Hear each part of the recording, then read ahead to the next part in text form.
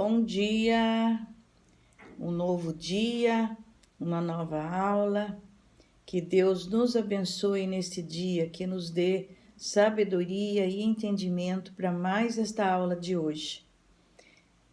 Hoje nós vamos estudar a lição de número 12 da nossa revista. O tema da nossa lição é a criação renovada e a igreja glorificada.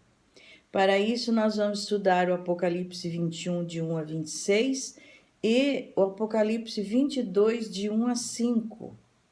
Então, nós vamos iniciar a nossa lição com a leitura do Apocalipse 1, no item 1 da nossa lição, um novo cosmos. Versículo 1: E vi novo céu e nova terra, pois o primeiro céu e a primeira terra passaram e o mar já não existe. Então, aqui nós vemos que João vê um novo céu e uma nova terra. Então, a redenção alcançou não só a igreja, não só os homens, a redenção alcançou todo o cosmos. A natureza, hoje em dia, ela está escravizada pelo pecado. Ela está gemendo, aguardando a redenção do seu cativeiro. E quando Cristo voltar, a natureza também será redimida. E nós teremos um universo completamente restaurado. Quando diz que Deus vai criar novo céu e nova terra, não significa que ele vai jogar o velho e fazer o novo. O novo céu e a nova terra, eles são um transformado do que já existia. Da mesma forma que o nosso corpo vai ser glorificado, a terra e o céu também vai ser purificado pelo fogo. Então, nós vamos ver agora que no final do versículo 1 fala que o mar já não existe. E que mar é este? Não é esse mar que a gente conhece, que a gente vai, que tem areia, não é com relação a esta figura que ele quer dizer.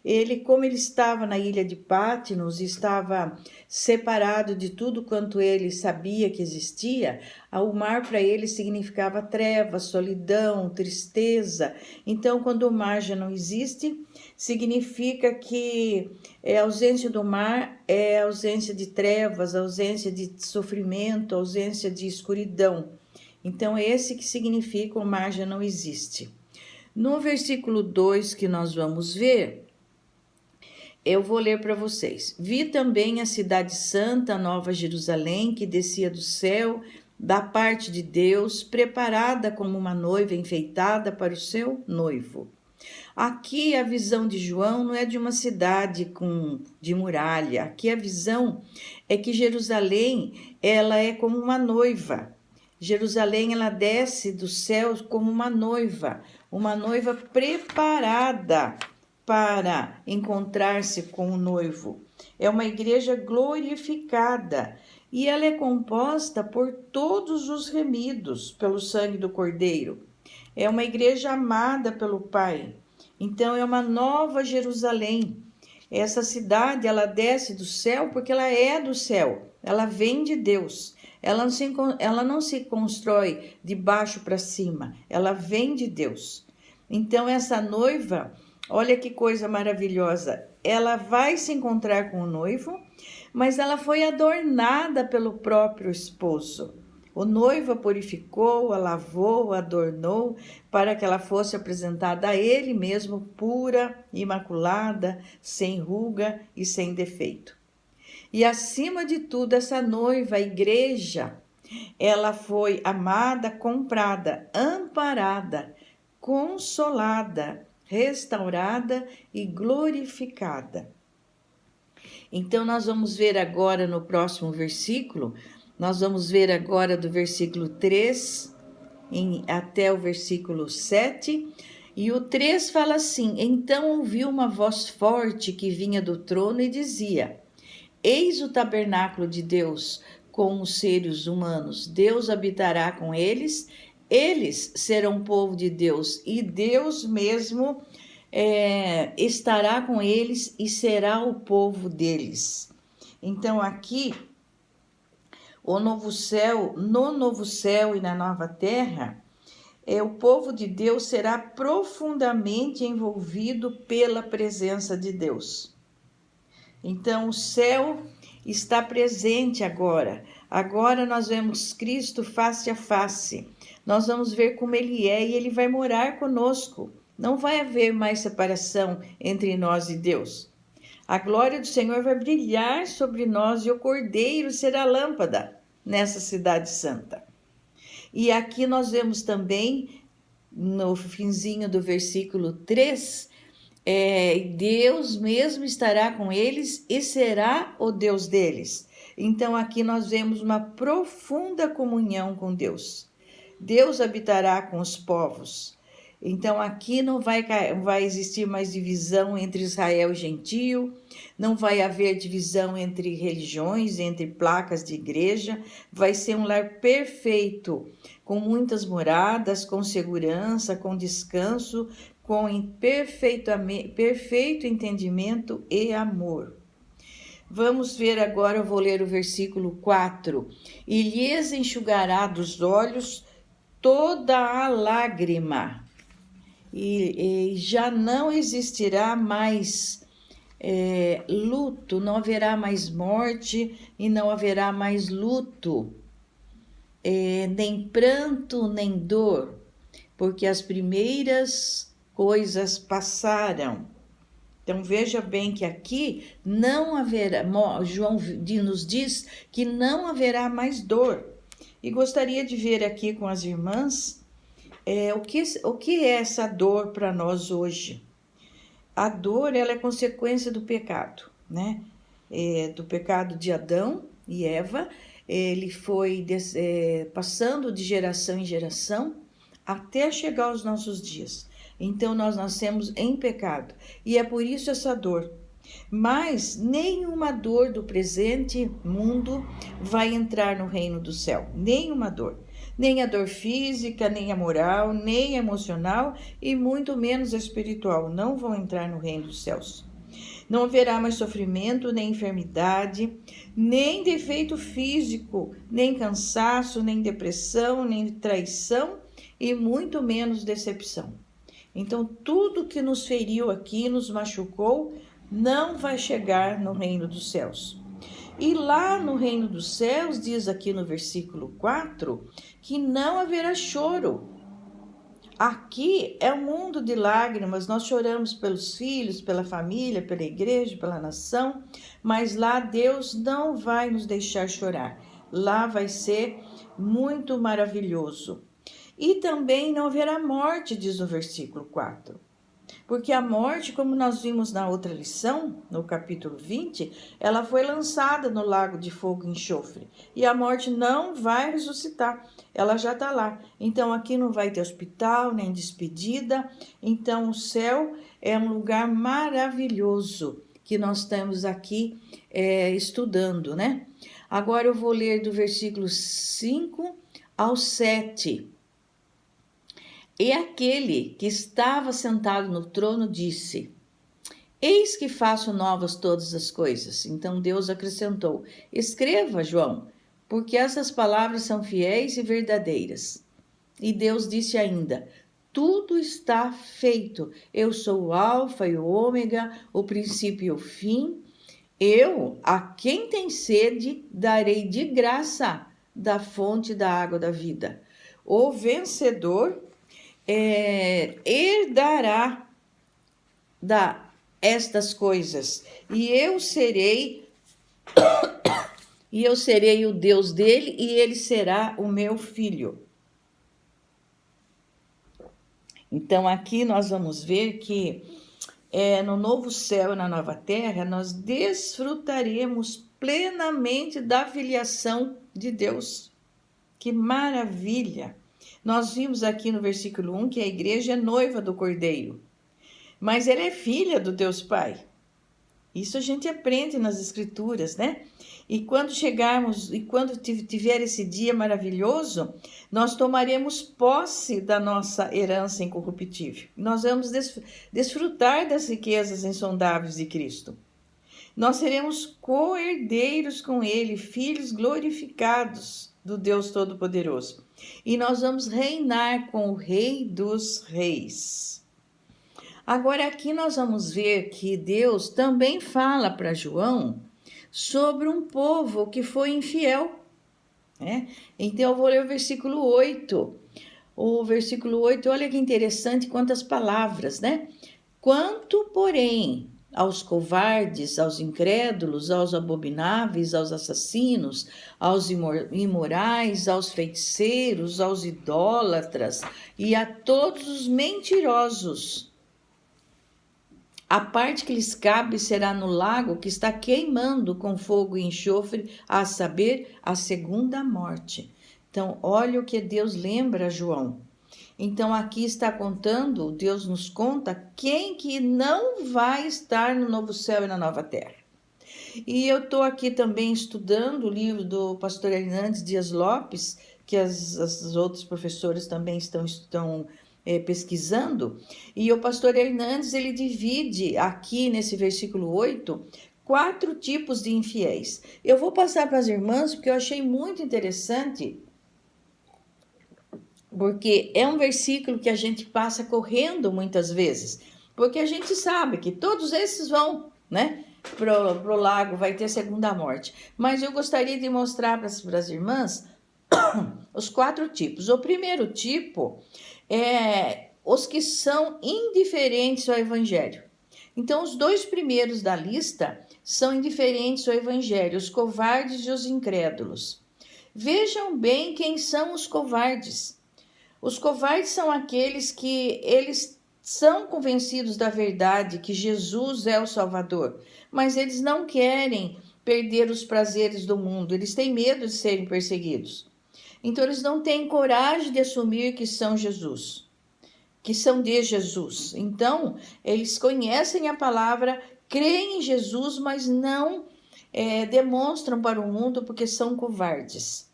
Olha o segundo tipo, os incrédulos. O segundo dentro desses indiferentes ao evangelho. São os incrédulos, que naturalmente eles não creem em Jesus e eles procuram outros caminhos para a salvação. Outras igrejas, outras religiões, e eles pensam que qualquer outra coisa vai levar para a vida eterna. Mas, fora de Jesus, só apenas nos leva ao caminho da perdição.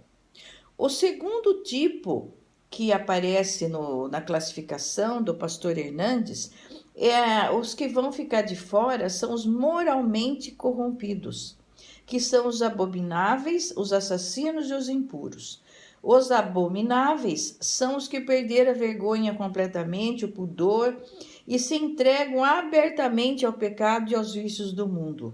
Festejam a iniquidade, escarnecem da santidade e de Deus. Os assassinos, aqueles que desrespeitam a vida e tiram a vida. E os impuros são aqueles que se entregam a toda sorte de luxúria, lascívia, perversão moral, porque vejamos que a depravação moral está completamente invadindo esse mundo, e se nós deixarmos, invade a nossa casa, né? Através da televisão. O terceiro tipo que o pastor fala, que vão ficar de fora, são os religiosamente desobedientes, que são os feiticeiros e os idólatras. Os feiticeiros é porque procuram na feitiçaria, no ocultismo, no espiritismo, eles procuram os mortos, os demônios e desprezam o Senhor.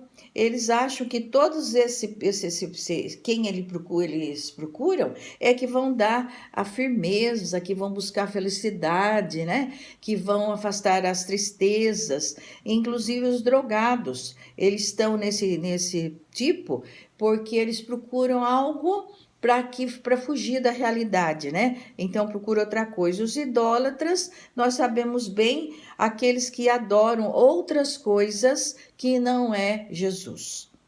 E a idolatria, ela para nós muitas vezes são os santos, os católicos, a idolatria são imagens de barro, mas muitas vezes a nossa idolatria são coisas que estão conosco no dia a dia, que nós idolatramos e não colocamos Jesus dentro da nossa vida em primeiro lugar. Agora, o último tipo que não vai entrar no reino dos céus são os que não são confiáveis na palavra. E aqui são os mentirosos. Olha que coisa interessante. Muitas vezes nós conhecemos gente que conta mentiras.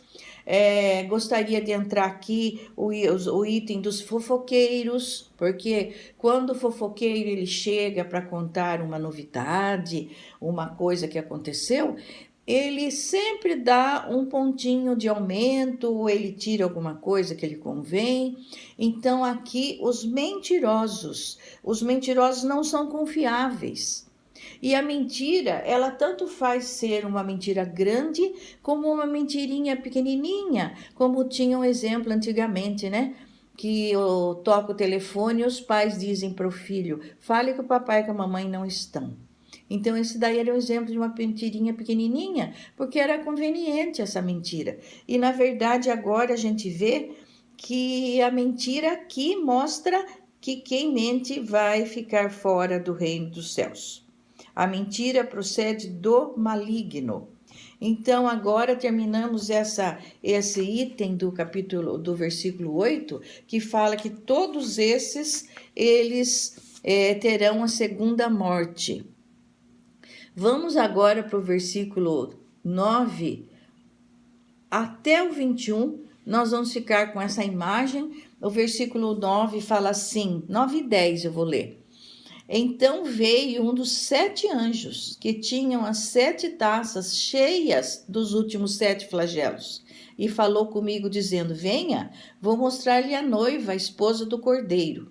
E ele a levou no espírito a uma grande elevada montanha, que me mostrou a cidade santa, Jerusalém, que descia do céu da parte de Deus. Então esta cidade não é a capital de Israel, que nós conhecemos hoje. Ela é a noiva, ela é o lar da noiva também. Essa cidade não é feita de edifícios, mas é feita de pessoas. É a cidade santa e celestial. Então aqui mostra a noiva do cordeiro que desce do céu, que nós já vimos no outro versículo. No versículo 11, continua falando, a qual tem a glória de Deus, o seu brilho era semelhante a uma pedra preciosíssima, como pedra de jaspe cristalina. Vejamos aqui que João, para descrever a glória da cidade, a única coisa que ele pôde usar foi o termo das pedras, que ele sempre usa, para mostrar o brilho da glória de Deus. Então, a glória habita no tabernáculo e no templo, o tabernáculo onde Deus mora juntamente com todos os seus. No versículo 12, nós vamos ler o seguinte, tinha uma muralha grande e alta. Então, João viu isso, com 12 portões, e junto aos portões 12 anjos. Sobre os portões estavam escritos os nomes, a saber, os nomes das 12 tribos dos filhos de Israel. Então, aqui demonstra que todos os santos da antiga aliança estavam representados aqui nos 12, dentro desta muralha, mas nos portões o nome das 12 tribos de Israel. E vimos também agora no versículo 13, que tinha 3 portões que se achavam a leste, 3 ao norte, 3 ao sul e 3 ao oeste.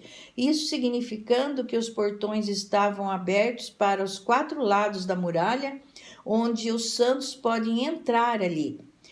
E no versículo 14, a muralha da cidade tinha 12 fundamentos, e sobre estes estavam os 12 nomes dos 12 apóstolos do Cordeiro. Aqui nós vamos parar um pouquinho, porque eu aprendi muito com esse versículo, mostrando que o fundamento da cidade santa estavam os 12 nomes dos 12 apóstolos, porque o fundamento dos apóstolos fala da teologia da igreja. A igreja ela está edificada sobre o fundamento dos apóstolos. E isso refere à doutrina apostólica, a verdade recebida e proclamada pelos apóstolos. Então, os apóstolos aprenderam que a pedra fundamental é Jesus Cristo, que é o único fundamento da igreja. Então, a igreja do céu, a noiva do Cordeiro, a nova Jerusalém, está edificada sobre o fundamento dos apóstolos. Por isso que nós não podemos perder de vista o estudo das Escrituras a todos os dias, de dia e de noite, como diz no Salmo, né? Então, muito importante essa palavra que eu quis estudar mais demoradamente com as irmãs. Agora, do versículo 15 ao 17, vou ler para as irmãs. Aquele que falava comigo tinha por medida uma vara de ouro para medir a cidade, os seus portões e a sua muralha. A cidade tinha a forma de um quadrado de comprimento e largura iguais, e mediu a cidade com a vara e tinha 12.000 estádios. O seu comprimento, largura e altura são iguais. Mediu também a sua muralha e tinha 144 côvados, pela medida humana que um anjo usava. Então vejamos bem que esses números são simbólicos, porque são números que representam a simetria, a perfeição, a vastidão e a totalidade ideais da Nova Jerusalém. Aqui não vai existir bairros de ricos nem pobres, de Israel, de judeus e gentios. Aqui vai existir todos um lugar, mansões feitas por mãos não humanas, mas por Deus. Vamos ver agora dos versículos 18 até o 21. A muralha é feita de jaspe e a cidade de ouro puro, semelhante a vidro límpido. Os alicerces da muralha da cidade estão enfeitados de todo tipo de pedras preciosas. Primeiro alicerce de jaspe, segundo de safira, terceiro de calcedônia, o quarto de esmeralda, o quinto de sardônio, o sexto de sárdio, o sétimo de crisólito, o oitavo de berilo, o nono de topázio, o 10º de crisópraso, o 11º de jacinto e o 12º de ametista. Os 12 portões são 12 pérolas e cada um desses portões é feito de uma só pérola. A praça da cidade é de ouro puro como vidro transparente. Então nós vimos aqui a arquitetura da cidade. A muralha alta significa segurança, significa um lugar onde não vai entrar impureza, onde Deus cuida de tudo. E esta cidade, ela é de ouro puro inteiramente.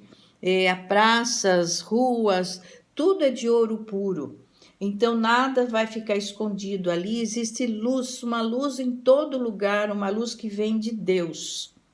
E é maravilhoso esse entendimento aí, porque há uma integridade. Essa luz significa integridade, que deve ser a base de todos os relacionamentos a partir aqui da terra, quando estamos vivendo.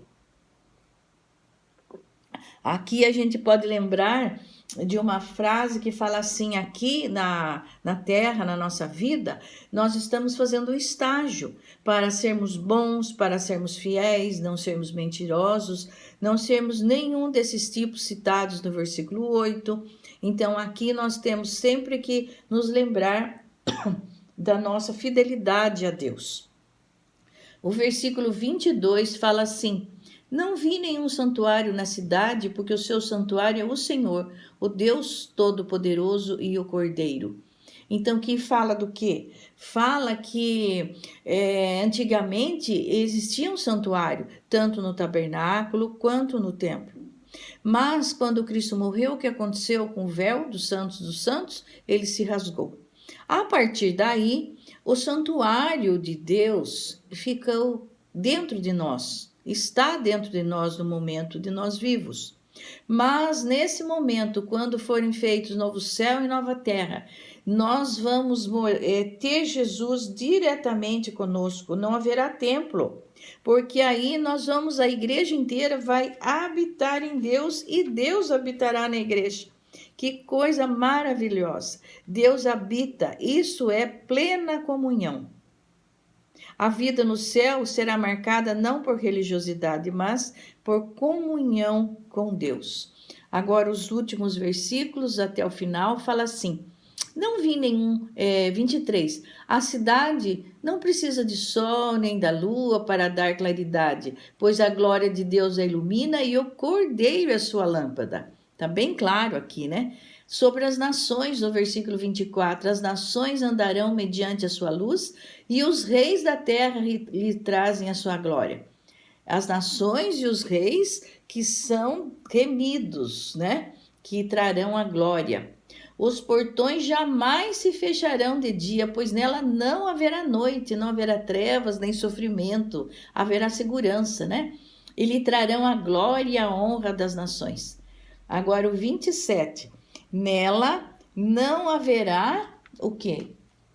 Não entrará nada impuro, nem o que pratica abominação e mentira, mas somente os inscritos no livro da vida. Então, aqui na Nova Jerusalém, nós vamos ter intimidade com o Senhor.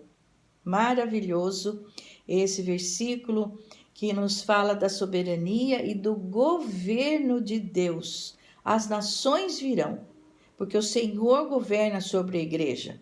Ela é comandada por aquele que está no trono, é submissa, e todas as nações obedecem prazerosamente. Então, aqui é o trono de Deus. Nós vamos entrar agora, nós vimos aqui nesses versículos quem são os habitantes. Os habitantes, então, nós vimos nos versículos de 22 a 27, que o primeiro mais importante, os dois primeiros de tudo são Deus e o Cordeiro de Deus.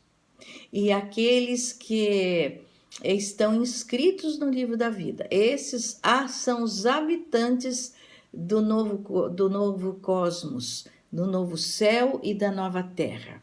Mas também na nossa lição nós estudamos o item C, que nós vamos ver o seu jardim. E no jardim a primeira coisa que a gente vê é sobre o rio da água da vida. Então o anjo me mostrou o rio da água da vida. Me mostrou o rio da água da vida, brilhante como cristal, que sai do trono de Deus e do Cordeiro. Então vejamos aqui que a Nova Jerusalém, ela é uma cidade, mas ela também é um jardim. Era a noiva, é o jardim, tudo isso é a Nova Jerusalém. E aqui nós vemos que lá no Éden havia 4 rios. Agora no Jardim Celestial há um único rio, o rio da vida. Ele flui do trono de Deus e ele simboliza a vida eterna, a salvação perfeita e gratuita, o dom da soberana graça de Deus. E por onde passa esse jardim traz a vida, a cura, a salvação. Então o rio da vida, que sai do trono de Deus, simboliza a vida abundante na gloriosa cidade de Deus. E como que é o jardim? Então aqui veremos o seguinte no versículo 2. No meio da praça da cidade, de um e de outro lado do rio, está a árvore da vida, que produz 12 frutos, dando o seu fruto de mês em mês. E as folhas da árvore são para a cura dos povos. Então vejamos que aqui nós temos as árvores. Então aqui na Nova Jerusalém, nós vemos que os moradores da Nova Jerusalém, eles vão ver a árvore da vida em volta do rio, e a árvore dá alimento todo ano, o ano todo aqui, porque tem 12 frutos, e ainda a árvore cura, a árvore não deixa os habitantes dessa Nova Jerusalém ter enfermidades. E agora no versículo 3 e 4, nós vamos ver o seguinte: nunca mais haverá qualquer maldição, nela estará o trono de Deus, do Cordeiro, os seus servos o adorarão, contemplarão a sua face e na sua testa terão gravado o nome dele. Então vemos aqui que os seus servos o servirão, e também a intimidade é tão grande que nós vamos contemplar a sua face. Está aqui escrito: contemplarão a sua face. Então, o céu é intimidade com Deus. E agora, no versículo 5, finalmente, irmãs, nós vamos terminar a nossa lição com o versículo 5. Então, já não haverá noite, e não precisarão de luz de lamparina nem da luz do sol, porque o Senhor Deus brilhará sobre eles e reinarão para todo sempre. E aqui então nós vamos ter um entendimento muito lindo, que nós não vamos para o céu simplesmente para ver o brilho do ouro, nós vamos lá não só para ver a glória e o trono, mas nós vamos para ser servos. Nós também vamos lá, além de ser servos, nós vamos ser reis, porque nós vamos reinar juntamente com Cristo. E juntamente vamos ver Deus face a face. Então nós vamos compartilhar a glória, a autoridade e o poder. Então olha que maravilha, que honra, que graça e que glória nós teremos ao ver Deus face a face. Então, queridas irmãs, nós terminamos aqui a nossa lição. Mas eu gostaria de fazer umas perguntas que tem aqui no final de um capítulo do pastor Hernandes, para deixar para as nossas irmãs. Você já é um habitante dessa cidade santa? Você já tem uma casa nesta cidade? O seu lugar já está preparado nesta cidade? Onde você tem colocado o seu coração?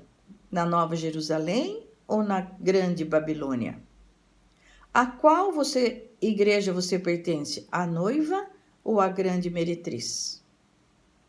Essas perguntas, irmãs, eu estou fazendo aqui porque muitas vezes esse vídeo ele vai ser visto por pessoas que ainda não são crentes em Cristo Jesus. Então, aqui, aos irmãos que vão ouvir esta lição, também tem esta pergunta, né? Qual é o seu destino? O paraíso ou o lago de fogo?